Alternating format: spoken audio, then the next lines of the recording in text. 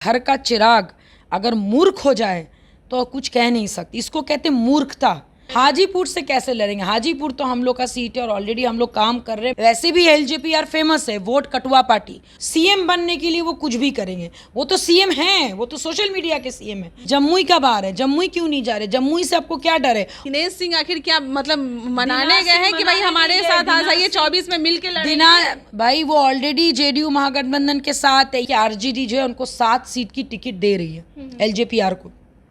7 जगह से चुनाव लड़ने का दे रहा है। नमस्कार, आप देख रहे हैं लाइव बिहार में, आपके साथ रूपम।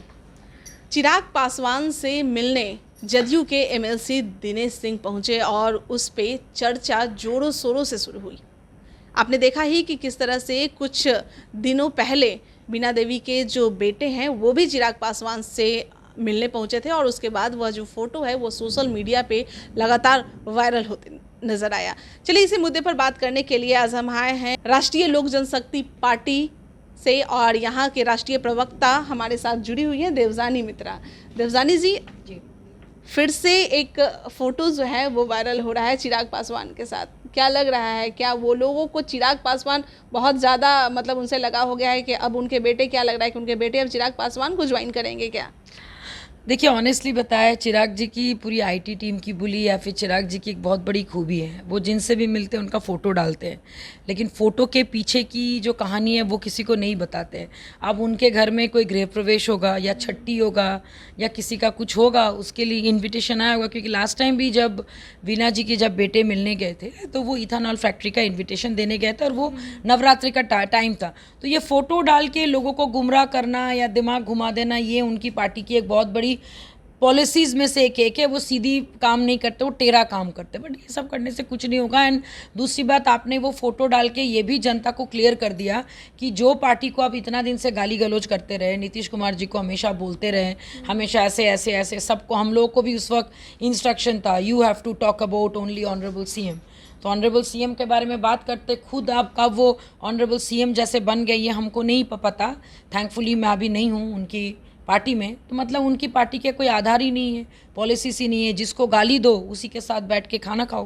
तो ये बात तो सही है ना कि दिनेश सिंह वहां पर मिलने पहुंचे हैं। अच्छी बात है भाई। तो आप वो देखे ना, चिराग पासवान जी को सोचना है कि आप मतलब जेडीयू में ज्वाइन कर रहे हैं, यही वो दिखा रहे हैं कि आप अगर यहाँ से आपको कोई अगर भाव नहीं दे रहा है, बीजेपी भाव नहीं दे रहा है, या फिर बीजेपी आप जितना जो भी आप डील किए थे वो डील में 100% आपका साथ नहीं दे रहा है, या तो आप प्रेशर पॉलिटिक्स दिखा रहे कि देखो देखो मैं जा रहा हूँ, या फिर जेडीयू ने आपको बोला है ठीक है आप आइए, आपको सीएम का किरदार बनाएंगे। कितना हास्यकर परिस्थिति है कि भाई सीएम बनने के लिए वो कुछ भी करेंगे। वो तो सीएम हैं, वो तो सोशल मीडिया के सीएम हैं, हम लोग तो मान रहे हैं। अगर कोई ऐसा सर्टिफिकेशन अगर कोई कंपनी देता है तो सीएम ऑफ बिहार ब्रैकेट में social media platform is only Chirag Kumar Paswan, इसमें कहीं पर कोई दो राय नहीं। लेकिन वीना देवी के यहाँ अगर देखा जाए तो वीना देवी अभी भी मतलब बीजेपी वो चली गई, एनडीए का पार्ट वो बन गई, फिर दिनेश सिंह जदयू में, बेटी फिर अलग, बेटा एक बचा हुआ है। वो अभी कुछ दिनों पहले चिराग पासवान से जाकर मिले भी। तो क्या लग रहा है अब उनका बेटा क्या उनके ज्वाइन करेंगे? कहीं पे कोई ज्वाइन नहीं कर रहा है। शुभम सिंह और उनकी बेटी दोनों अभी आपके क्या कहते हैं उनकी मम्मी के साथ ही, और उनके शुभम जी जो है अपने, उनकी जो फैक्ट्री अभी हुई है वो सारा कारोबार वही देखते हैं। और मैंने जो वीना जी से बात किया था कि कोई सवाल ही नहीं है उधर जाने का। उन्होंने ये खुद मुझे 17 अप्रैल को हम लोग खाना खाते वक्त उन्होंने खुद मुझे ये बोला था कि कोई सवाल ही नहीं है, बेटा गया था कार्ड देने, हमको जाना नहीं था। अब यंग लड़का है, और अगर यंगस्टर्स को दे तो ज़्यादा बेटर है। सिर्फ वो कार्ड इन्विटेशन देने गए थे। अगर ऐसा होता तो वीना देवी तो खुद उस वक्त मौजूद थी, वो तो नहीं गए मिलने। फिर क्या हो गया कि फिर दिनेश सिंह को ही जाना पड़ गया वहाँ? दिनेश सिंह को जाना पड़ा क्योंकि भाई आप इफ्तार पार्टी में जाते हो, नीतीश कुमार जी के इफ्तार पार्टी में जाने से आप बिहार के जनता के खिलाफ हो जाते हो। लेकिन अगर आप तेजस्वी प्रसाद के अगर आप इफ्तार में जाते हो तो फिर आप बिहार के जनता के साथ होते हो। वो यही दिखाने की कोशिश की है ना। तो फाइनली उन्होंने ये शायद घोषणा कर दी है। मुझे तो लगता है शायद उन्होंने मन में ये मान लिया है कि अब मैं जेडीयू से मैं टिकट लूँगा, क्योंकि ये भी पता चला है कि आरजेडी जो है उनको 7 सीट की टिकट दे रही है एलजेपीआर को।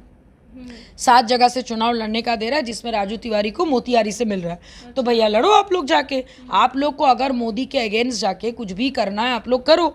मतलब आप लोगों को जस्ट बिकॉज यहाँ पे एक ही शर्त पे आपको लाया जाएगा, अगर आप जम्मू से चुनाव लड़ेंगे जहाँ के आप सांसद हो, तो उन्होंने तो ऑलरेडी क्लियर कर ही दिया है कि वो जम्मू से सांसद नहीं है और वो लड़ेंगे नहीं। जो कि मैं सबसे पहले मैंने ही बोला था, वो जम्मू से नहीं लड़ेंगे, जम्मू ही नहीं जाएंगे, जम्मू से नहीं होगा। और फाइनली उनके सारे लोगों ने हाजीपुर से लड़ने जाएंगे। हाजीपुर से कैसे लड़ेंगे? हाजीपुर तो हम लोग का सीट है और ऑलरेडी हम लोग काम कर रहे हैं, मेहनत कर रहे। लड़ना है तो मुझे लगता है कि शायद वो निर्दलीय ही 40 के सीटों पे लड़ेंगे। क्योंकि ऐसा ही मुझे लग रहा है भाई, इतने बड़ी पार्टी है, इंटरनेशनल नेता है, हीरो है, चैट बोर्ड पे नेक्स्ट सीएम बेस्ट सीएम हो, तो 40 सीटों पे लड़े।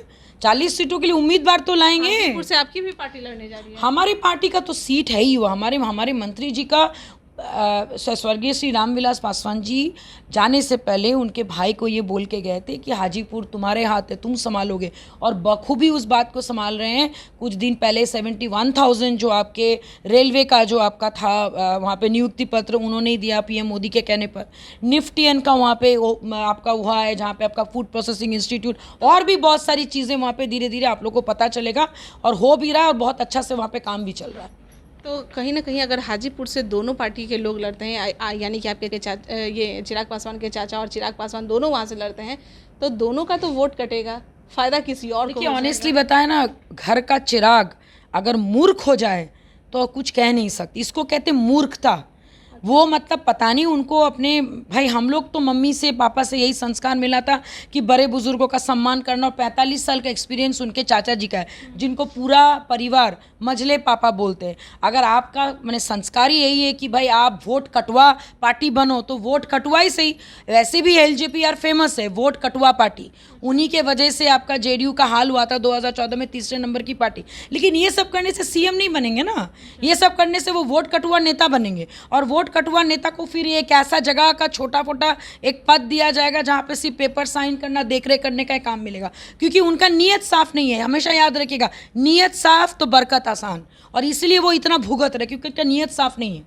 अच्छा, भुगत रहे हैं, एकदम भुगत रहे हैं। आप बताइए ना, आप दुबई जाते हो भैया, आप क्या क्या करने गए जब यहाँ पे इतना है? आपको अपना पर्सनल बिजनेस ट्रिप में आप पूरा डोमेस्टिक हेल्थ से लेके आप सारे लोगों को उठा के ले जा रहे हो, और आप क्या कहते हैं अल हबीबी टाइप आप कपड़ा पहनते हो। तो भैया साहब बताइए ना कि जम्मू का बाहर है, जम्मू क्यों नहीं जा रहे? जम्मू से आपको क्या डर है? और पोस्टर में आप लगाते हो कि जम्मू क्या कहते हैं चिराग के वजह से चिरागमय हुआ है। आप जाके वहाँ से जनता से पूछिए, पैसा दे के बुलवाना नहीं है, घर घर जाके पूछिए। उनका 2 ही काम है, किसी का डेथ में जाना, कहीं पे कुछ इंसिडेंट हुआ मिलना, और सीएम से डीएम तक को फ़ोन लगाना। लेकिन उनका फ़ोन के बाद कोई कार्रवाई नहीं होती है। अगर कार्रवाई होती तो आईटी सेल उसको भी प्रोपगेट करता, लेकिन कुछ होता नहीं। हेलो मैं चिराग बोल रहा हूँ, तो क्या हुआ? उसके बाद क्या? कुछ नहीं, ज़ीरो। ये उनका असलियत है, उनको ये पहचानना पड़ेगा, सीखना पड़ेगा। 4 साल 5 साल संगठन बनाइए, बिहार फर्स्ट बिहारी फर्स्ट पे काम कीजिए, 2030 में आइए, तब आएगा मज़ा। लेकिन सुनेंगे ही नहीं बात। चलिए हम अब दिनेश सिंह पे वापस आते हैं, क्योंकि दिनेश सिंह वहाँ पर गए हैं। कहीं ना कहीं इफ्तार पार्टी जो जदयू से दी गई थी वहाँ पर चिराग पासवान नहीं पहुँचे, तेजस्वी के यहाँ पर पहुँचे हैं। और साफ तौर पे चिराग पासवान ये भी कहते नज़र आते हैं नीतीश कुमार के खिलाफ कि भाई उनके साथ तो वो कभी होने वाले नहीं है। और जैसा कि आप कह रही हैं कि आरजेडी की तरफ से ऑफर भी मिल रहा है, तो क्या ये मनाने गए थे दिनेश सिंह? मनाने नहीं गए थे, ये खुद ही अपना बातों को खा जाते हैं। पहले बोलते कि इफ्तार पार्टी अभी करना ठीक नहीं है क्योंकि ऑलरेडी रामनवमी के लिए इतना होता है, अच्छा से मिलना, आप किसी और दिन चले जाते। इफ्तार पे क्यों गए?